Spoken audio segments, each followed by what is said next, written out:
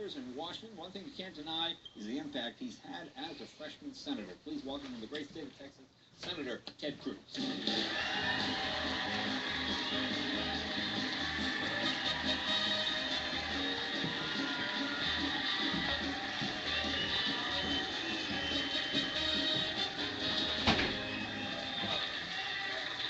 I've been reading a lot about you lately, and they describe you as aggressive, arrogant, and abrasive. Accurate? Well, I don't know that you can believe everything you read. All right. Any one of those. Can you believe any one of those? You know, what I'm trying to do is do my job. And occasionally people don't like it. Well, what three adjectives would you use to describe? Oh, I don't know.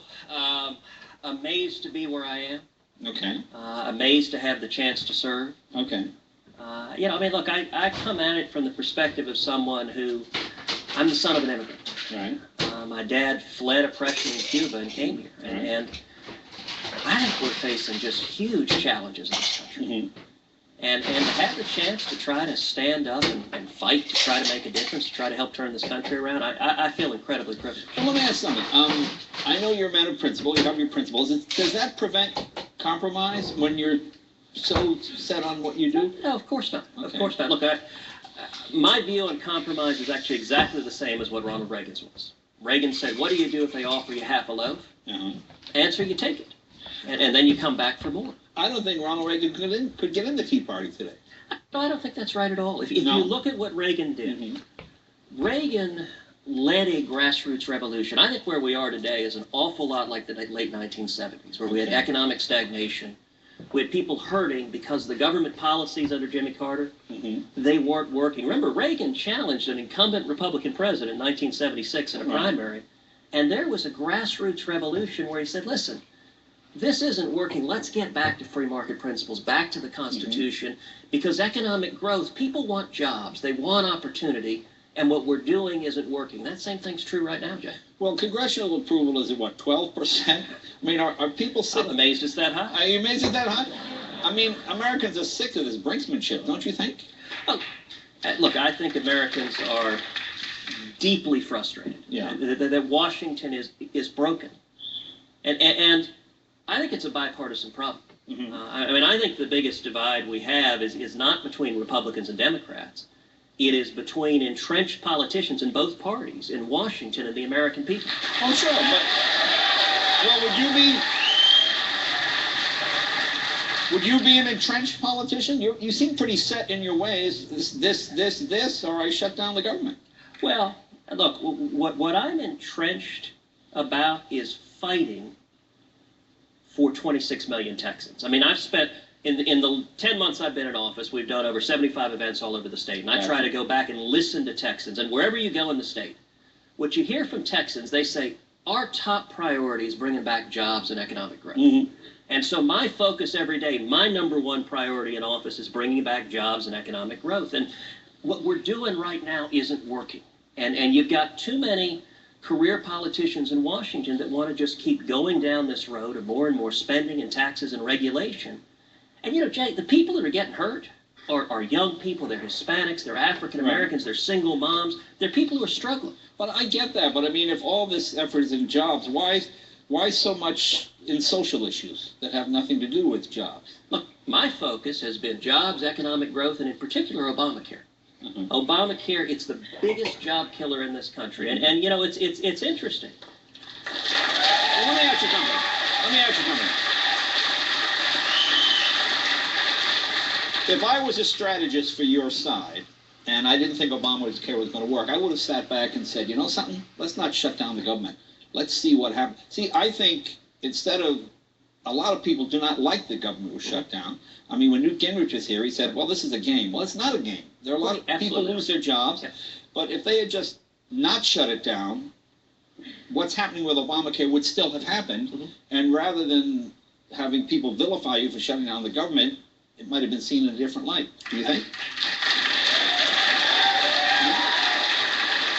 Listen, Jay, I'm one of the many people who is not a fan of shutting down the government. Throughout this whole thing, I you said... look like a big fan from what I was saying. Well, look, I understand... I must say, by golly, reading that Dr. Seuss thing, well, that was all... But look, I said throughout we shouldn't shut down the government. And the reason we had a government shutdown is President Obama and the Democrats said we will not negotiate and we will not compromise. You know, it's striking now. But here's my thing. But you don't negotiate a compromise because, A, John Roberts, Republican, pretty much, said, this is the law. This is Obamacare is the law of the land. Let's move on. Isn't that true? The Supreme Court upheld a constitutional challenge, but it isn't working. 3.5 million people across this country have gotten cancellation. I know, but Social Security took 7 years before anybody got the first check. Roosevelt said, we're going to put Social Security. It was 7 years before anybody got anything. And I watch, you know, the thing that I really dislike, whether you like Obamacare, I don't like that each side takes such glee in the other person's failure. Because the people, you know, I watch Republicans do this when the Democrats fail, and vice versa. I think that's what people really hate. Listen. Look, let's take a break. More with the Senate when we come back right after this.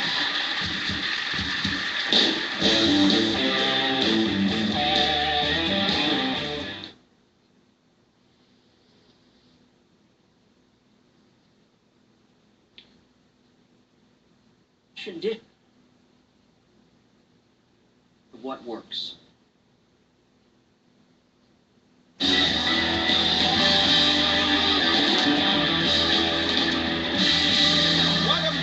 Welcome back. Talking to Senator Ted Cruz. Hey, you're a smart guy. Why do you think the Republicans lost the last 2 elections?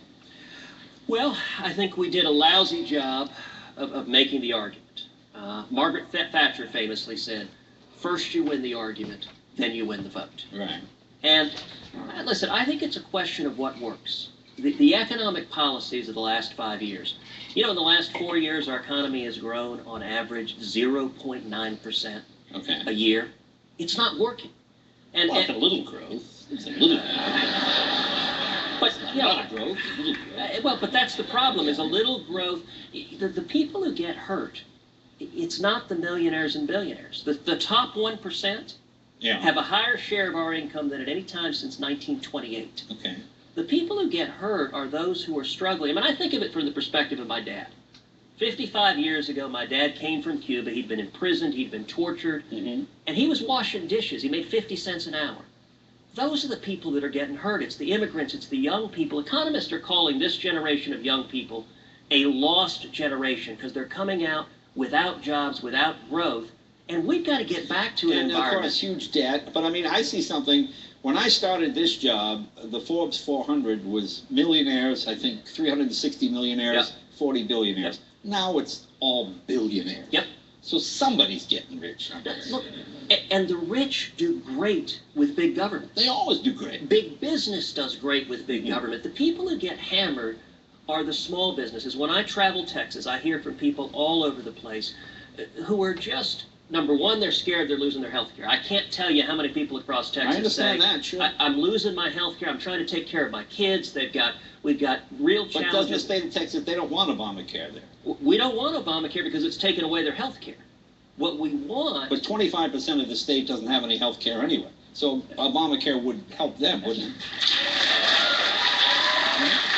Well, it wouldn't, number one, because it's taken away a lot of people's health insurance. And number two, because it's killing jobs.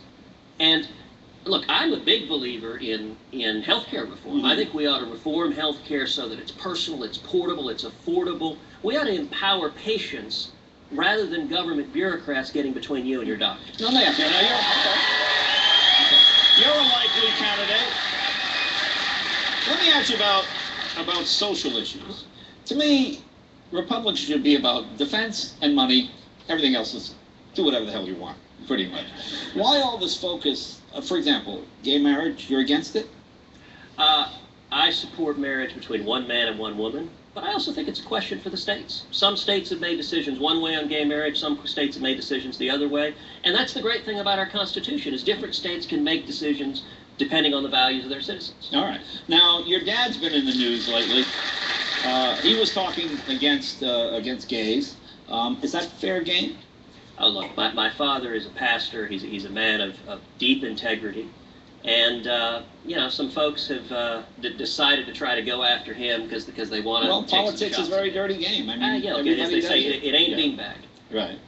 But, you know, I think the critics are better off attacking me. I mean, my dad has been my hero my whole life. And he is someone who, when I was a kid, my father said to me all the time, when we lost our freedom in Cuba, I had a place to flee to. Right. If we lose it here, where do we go? Right. Let me ask you about gun control. Why is increased or better background checks not a good thing? You voted against this. Why is that not? Why is keeping the mentally unstable, those type of people? No one's saying you can't have guns. You just have to pass a background check. Why is that bad? Look, I support background checks, and in fact, when we had the battle over gun control, I was very, very proud to work with Senator Chuck Grassley on the law enforcement alternative. There are two different philosophies. Do you target violent criminals, or do you try to take away the constitutional rights of law-abiding citizens? Well, no, you always target violent criminals, obviously, but the fact that a complete psychopath can go to a gun show and buy a half a dozen guns, and now hasn't your new bill made it easier to go across state lines with guns? You know, you say you are always target violent criminals, but in 2010, over 48,000 felons and fugitives tried to illegally buy guns. The Obama Justice Department prosecuted only 44 of those. 44 out of 48,000. I think that's completely unacceptable. Well, how many did the Bush administration do, man? Is that just law enforcement? Under President Bush, prosecution of gun crimes was 30% higher than it is under President Obama. Okay. They're not targeting bad guys, and so the law enforcement alternative we introduced was to create task force. I think those 48,000, if you're a felon, you're a fugitive, you're trying to illegally buy a gun, I think we ought to come down on you like a ton of bricks. Yeah. Now, what do you think? Are we going to have we're going to have another shutdown in February? We're going to do this again? Look, I certainly hope not. Have you stockpiled some books to read for this one? You know, I have to tell you, in 10 months I've been in office, my daughters, Caroline and Catherine, they're 5 and 3. Nothing I've done in the Senate has impressed Caroline at all. There you go, right there. She is tough, except the only moment was when I read Green Eggs and Ham. And when I got home, Caroline looked at me and she said, "Okay, Dad, that was kind of cool." All right, well, very good. Senator, thank you very much. Thank you. Thank you very much. Be right back with Kevin McGraw right after this.